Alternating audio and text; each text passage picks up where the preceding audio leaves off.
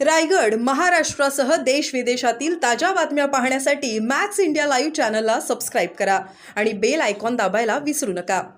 यश मिळालं आणि त्यानंतर विधानसभेला देखील महाविकास आघाडीला यश मिळेल आणि मी पुन्हा मंत्री होणार अशा आविर्भावात जे वावरत होते असे so called doctor Jitendra Awhad विधानसभेला महायुतीला अभूतपूर्व असं यश मिळाल्यानंतर आपलं मंत्रिपदाचं स्वप्न केवळ भंग नाही तर पार चक्काचूर झाल्यानंतर एका अकसाने सातत्याने राष्ट्रवादी काँग्रेस पक्षाचे आमचे राष्ट्रीय अध्यक्ष राज्याचे उपमुख्यमंत्री माननीय अजितदादा पवार साहेब यांच्यावर आरोप करण्याची छोटीशी संधी देखील डॉक्टर जितेंद्र आव्हाड सोडत नाही।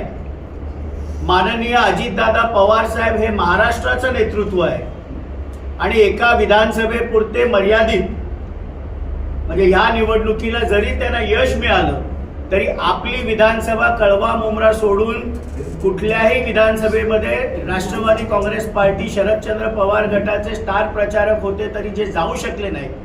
किंबहुना प्रभू श्री रामाबद्दल केलेलं वादग्रस्त वक्तव्य, भारतीय घटनेचे शिल्पकार परमपूज्य डॉक्टर बाबासाहेब आंबेडकरांचा केलेला अपमान यामुळे महाविकास आघाडीच्या कुठल्याही उमेदवारांनी त्यांना प्रचाराला देखील बोलवलं नाही। असे डॉक्टर जितेंद्र आव्हाड काल देखील आमचे नेते अजितदादा पवार साहेब यांच्यावर आरोप करत होते। मंगळवारी त्यांचा सुयसहायक अभिजित पवार याचा जो मुंबईला माननीय अजितदादा पवार साहेबांच्या शुभ हस्ते प्रवेश झाला आणि पलटूराम प्रमाणे काल पुन्हा तो राष्ट्रवादी काँग्रेस पार्टी शरदचंद्र पवार गटामध्ये पुन्हा गेला। या संपूर्ण प्रकाराची नैतिक जबाबदारी जिल्हाध्यक्ष म्हणून मी स्वीकारतो।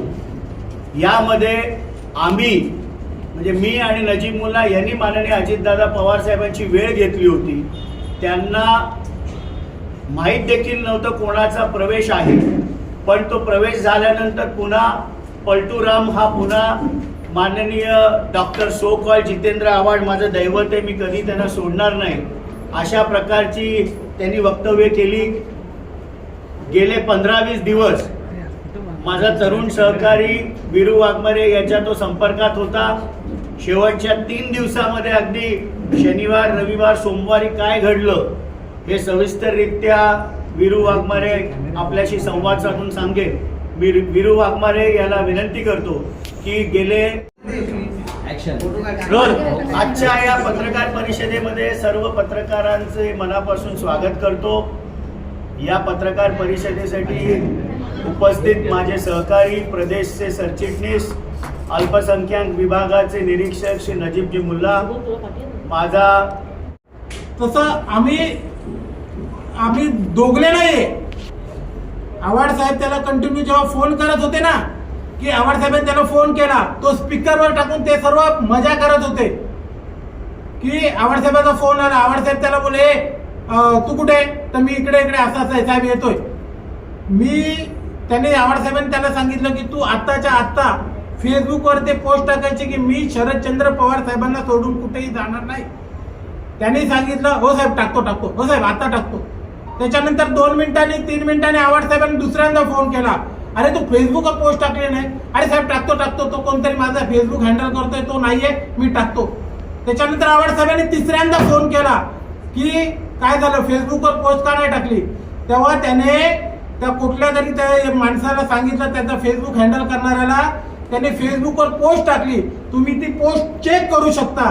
त्या पोस्टमध्ये टाकलं की मी शरदचंद्र पवार साहेबांना सोडून कुठे जाणार नाही आणि ती पोस्ट फक्त 5 ते 6 लोकांना दिसेल अशी फेसबुकमध्ये सेटिंग केली आणि ती पोस्ट टाकली। त्याच्यानंतर 10 मिनिटांनी आव्हाड साहेबांचा त्याला पुन्हा फोन आला की तू ती पोस्ट इंस्टाग्रामवर का नाही टाकली। तेव्हा ह्याच्या तोंडचे वाक्य होते, आता किती वेळा फोन करतोय, आता किती फाटली। कोणाचं काय फाटतं हे आव्हाड साहेबांनी विचारावं आणि आव्हाड साहेबांनी याला एवढ्या वेळेस फोन केलाय का नाही हे आव्हाड साहेबांना स्वतःला माहिती आहे। त्यांनी जगात जाहीर करू नाही वरू त्यांच्या मनाला विचारावं की हे सत्य मी केलं होतं का नाही। कारण की त्याच्यानंतर साहेबांनी त्याला जेव्हा इंस्टाग्रामवरती पोस्ट टाकायला लावली की मी शरदचंद्र पवार साहेबांना सोडून कुठे जाणार नाही, तेव्हा इंस्टाग्रामवरती म्हणजे ते हाईड करता येत नाही. फेसबुकवर हाईड करता येतं, इंस्टाग्रामवर हाईड करता येत नाही. म्हणजे लिमिटेड लोकांना दिसावी ती पोस्ट, असं करता येत नाही. त्याच्यामुळे त्याने इंस्टाग्रामवर जेव्हा टाकायला लावली तेव्हा मी उद्याला अजितदादा गटामध्ये नजीब मुल्लांच्या नेतृत्वात प्रवेश करणार आहे आणि जर मी ही पोस्ट टाकली आणि ही पोस्ट जर सर्व लोकांमध्ये व्हायरल झाली तर आव्हाड साहेब ही पोस्ट घेऊन माझी बदनामी करू शकतात की मी शरदचंद्र पवार साहेबांना सोडून कुठे जाणार नाही असं म्हणणारा अभिजित पवार हा दुसऱ्या दिवशी सकाळी शरदचंद्र पवार साहेबांच्या गटात गेला आणि माझी बदनामी होईल. याच्यामुळे त्याने इंस्टाग्रामवरची पोस्ट टाकलीच नाही आणि फोन स्विच ऑफ केला. हे आव्हाड साहेबांना विचारावं, हे त्यांनी फेसबुकवर पोस्ट टाकले का नाही टाकले हे सर्वांनी चेक करावं, हे पोलिसांनी चेक करावं, हे पत्रकारांनी चेक करावं. फेसबुकवर टाकलेली पोस्ट फक्त 5-6 जणांना दिसली पाहिजे, हे सर्वांनी चेक करावं. म्हणजे मी जे बोलतोय याच्यामध्ये किती तथ्य आहे. त्याच्यानंतर सकाळी 5 वाजता आव्हाड साहेब सुप्रियाताईंसोबत मस्साजोगला जाणार होते संतोष देशमुखच्या घरी हेलिकॉप्टरने. त्या हेलिकॉप्टरमध्ये अभिजित पवारची बुकिंग होती का नाही ते विचारावं. त्याने मला सर्व सांगितलं की मी जाणार आहे, पण हे लोक बघा आता कसे रातभर टेन्शन मध्ये असतील साहेब. आणि फक्त ना सकाळी 5 वाजता साहेब गेले की मी मोकळा झालो, म्हणून याने फोन बंद केला. सकाळी 5 वाजता आव्हाड साहेब गेले. त्याच्यानंतर सुप्रियाताई त्याला कंटिन्यू फोन, त्या सुप्रियाताईचे त्याला 2 मिस कॉल अलर्ट आहेत. त्याने फोन बंद केल्याच्या नंतर त्यांनी सांगितलं की सुप्रियाताई मला फोन करते, मला 2 मिस कॉल अलर्ट आहेत. हे सुप्रियाताईंनी मी जे बोलतोय हे खरं आहे का खोटं आहे हे त्यांनी विचार करावा. तिसरी गोष्ट, आव्हाड साहेब तिकडून फोन करत असताना ते दुसऱ्या दिवशी फोन बंद केला असताना ह्याच्या घरी कंटिन्यू विचारणा केली जात होती की अभिजित कुठे आहे, ह्याच्या बायकोला. तेव्हा ह्याची बायको सातत्याने या सर्वांना खोटं बोलत होती की अभिजित लोणावळ्याला आहे, अभिजित इकडं आहे, अभिजित झोपलाय, अभिजितचं डोकं दुखतंय, तो उठला की सांगते. आणि अभिजित हा माझ्यासोबत ताज हॉटेलमध्ये होता, त्याच्या पैशाने होता, त्याच्या मर्जीने होता. आता तुम्हाला मी अजून काही गोष्टी सांगतो. त्यांनी काल जेव्हा प्रेस कॉन्फरन्स घेतली तेव्हा त्यांनी काही गोष्टी सांगितल्या की 21 तारखेला माझ्यावरती प्रेशर करण्यात आलं, 21 तारखेला काही लोक माझ्या घरी पाठवण्यात आली. बरोबर आहे. मी मागणी करतो 21 तारखेला त्याच्या घरी कोण लोक पाठवण्यात आली तो मोठ्या उच्चभ्रू सोसायटीत राहतो. बरोबर आहे. त्या सोसायटीमध्ये सीसीटीव्ही फुटेज आहेत. महाराष्ट्रातील प्रत्येक विषयावरती आपला आवाज उठवणारा नेता आव्हाड साहेब त्यांच्याकडे. बरोबर आहे. प्रत्येक विषयावरती कोणाचा चांगला असो वाईट असो पण आव्हाड साहेब त्याच्यात बोललेच पाहिजे. त्या आव्हाड साहेब त्याच्याकडे. मग त्याच्या घरी जर कोण प्रेशर करायला गेलं तर ती गोष्ट आव्हाड साहेबांना त्याने काय नाही सांगितली. जर तो तिथे त्याच्या घरी कोण प्रेशर करायला घरी गेलाय तर तिथले फुटेज त्यांनी पोलिसांना द्यावे, पत्रकारांना द्यावे आणि त्या गोष्टीची सखोल चौकशी करावी. दुसरी गोष्ट, तो काय बोलला पत्रकार परिषद मध्ये, मला ईडीची धमकी देण्यात येते, मला इन्कम टॅक्सची धमकी देण्यात येते. अहो मी तुम्ही मला पण 25-30 वर्षापासून माझं आयुष्य ठाण्यात गेलं. आज पण मी झोपडपट्टीत चाळीत राहतो. मागच्या 10-5 वर्षापूर्वी त्याच्याकडे स्लीपरवर फिरायचा, हे सगळ्या ठाणेकरांना माहिती आहे. सिगरेट प्यायला पैसे नव्हते, आज तो 5-10 हजार रुपयावाले लाइटिंग सिगरेट पितो. हे काय आहे? आज ईडीची धमकी कोणाला दिली जाते? तुमची एवढे पत्रकार आहेत, तुम्हाला कोणी धमकी दिली का? मला कोणी धमकी दिली का? हे खासदार होते, ह्यांना कोणी धमकी दिली का? हा धमकी ईडीची देणार, ईडीची धमकी देणार किंवा ईडी जेव्हा कारवाई करते तेव्हा ईडीने कारवाई किंवा चौकशी करते तेव्हा त्यांना काही तथ्य दिसतं म्हणून करते. येड्या गवाळ्याला ईडीची चौकशी नाही होत, धमकी नाही होत.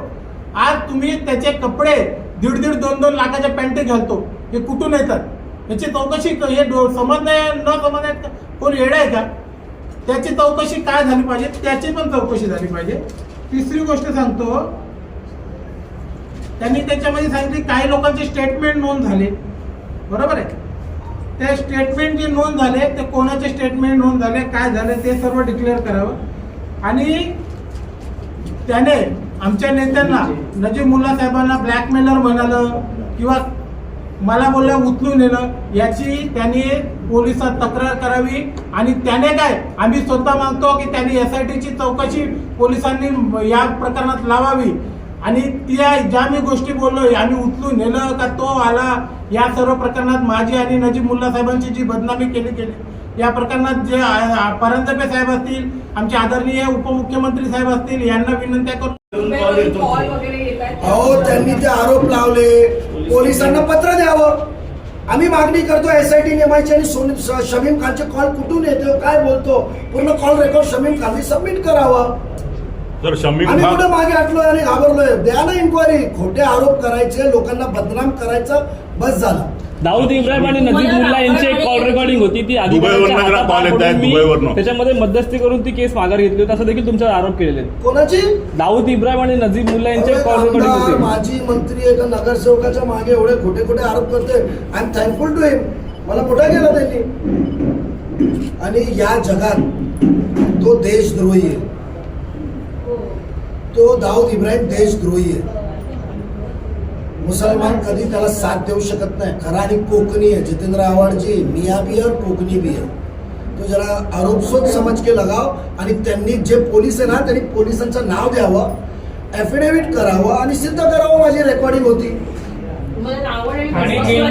जितेंद्र आव्हाड बरोबर त्यांच्या सहकाऱ्यांचे कॉल रेकॉर्ड, किती भाई बरोबर फोटो आहे, किती मर्डर करणारे बरोबर फोटो आहेत, ते फेसबुक याच्यावर तुम्ही बघतात. काय तो सांगणार आम्हाला? नजीबाई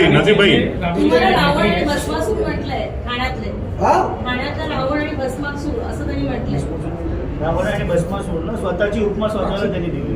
तुम्हाला एवढे पुरावे दिले, तुम्हाला ओपनली मुद्देसह आम्ही सांगितलं. त्याच्या बंगला, त्याच्या येऊरचा बंगला, आदिवासीची जागा कशी हडपली आहे, संजय गांधी नॅशनल पार्क, त्या फॉरेस्टची जागा गेट मधून एंट्री केल्यावर राईट साईडची कशी त्यांनी पूर्ण अतिक्रमण करून ताब्यात घेतली आहे, या बंगल्याच्या रेमंडची जागा कशी कंपाऊंड तोडून घुसलाय, सर्व तुम्हाला सिद्ध होईल. आता आम्ही जाणार, आम्ही मागे लागणार म्हणजे लागणार. आणि आता त्यांनी रडीचा डाव करू नये की माझ्या मागे लागले. आम्ही हे जाहीररित्या सांगतोय, प्रत्येक त्यांच्या अव्यवहाराची, भ्रष्टाचाराची मागणी आम्ही करणार. आणि काल ते हे देखील बोलले की ढसाढसा शमीम खान शरद पवार साहेबांसमोर रडले.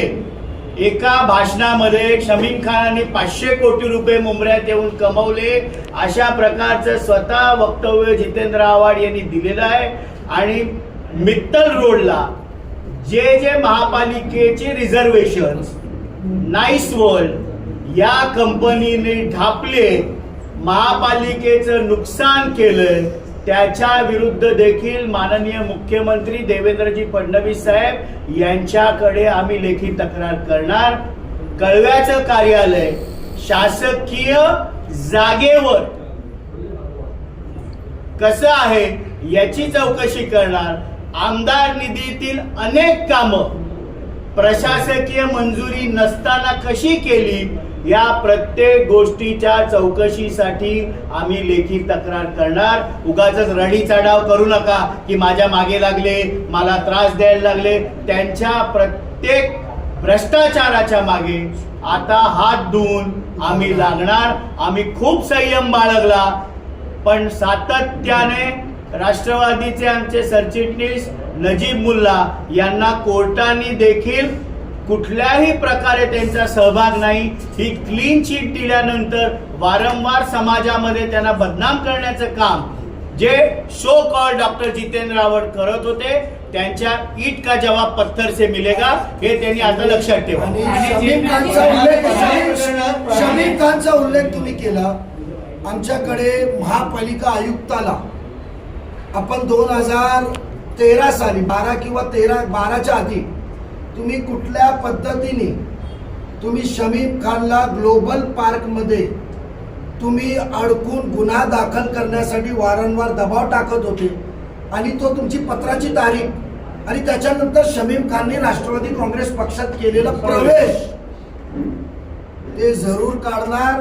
कोरम मॉलची रेकॉर्डिंग तिथं खूप धक्कादायक आहे. तुम्ही अभिजित बायको समोर वापरलेले अपशब्द, घाणेरडे वाक्य आणि नेत्याचं नाव घेऊन तुम्ही सांगितलेलं वाक्य, ते तर खूप मोठा बॉम्ब आहे. ते आम्ही त्या नेत्यासमोर पण जाऊन दाखवणार. आणि पोलिसांकडे पण सादर करणार. नाही, त्यांनी द्यावं ना. त्यांनी द्यावं ना. अरे पोलिसांनी वेगवेगळ्या स्तरावर चौकशी केली.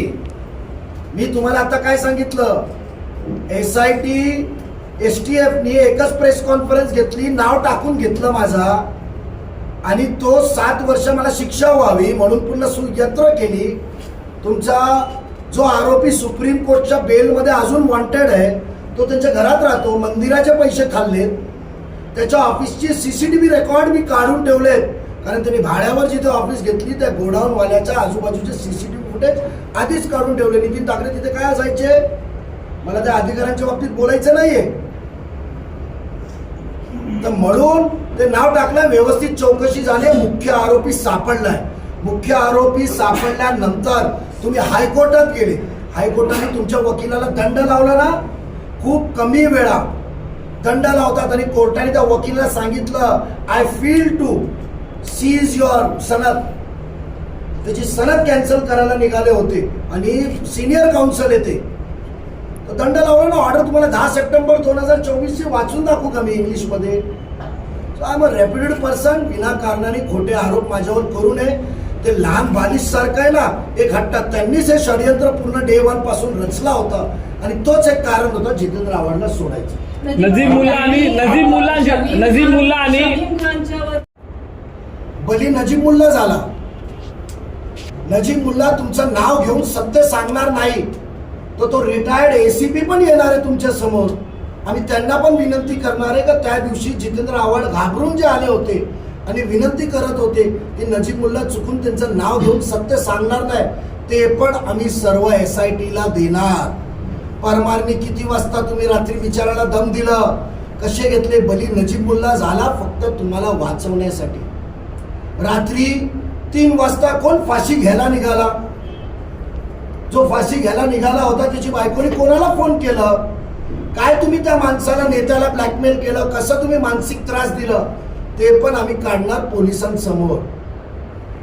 तुम्ही रात्री कुठला पत्रकाराच्या मुलाचे, जो महापालिकेतला ठेकेदार होता, तो महापालिकेच्या ठेकेदारला कसा तो फिनेल पिऊन जीव द्यायला निघाला होता, कुठल्या हॉस्पिटलला ऍडमिट होता, त्याचे रेकॉर्ड्स पण आमच्याकडे आहेत आणि आम्ही देणार. आता सर्व माल मसाला तुम्हाला पोचणार.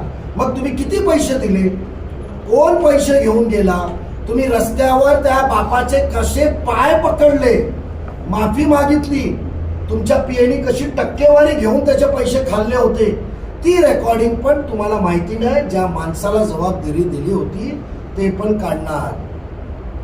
तुम्ही खुनी म्हणतायत, आज निघणार तुम्ही किती खून केलेत, किती बलात्कार केलेत, सर्व काढणार आम्ही आज. आणि आम्ही वेळोप्रसंगी सर्व पोलिसांना पुरावे देणार, चौकशी करायची. आज मी महाराष्ट्रातला रेप्युटेड पर्सन, कॉलेजच्या जीवनापासून व्यवसाय करतोय. जेव्हा जितेंद्र आव्हाडजी खोटे कागदपत्रांच्या आरोपात तुम्ही जेव्हा अँटी करप्शनच्या आतमध्ये होते, तुमच्याकडे गाडी नव्हती, तेव्हा नजीब मुल्लाची स्वतःची नावाची गाडी तुम्हाला दिली होती. तेव्हा तुम्ही आमदार पण नव्हते, तुमच्यावर आरोप होते, कोणी बाजूला राहायचं नाही. तेव्हापासून मी व्यवसाय करतोय.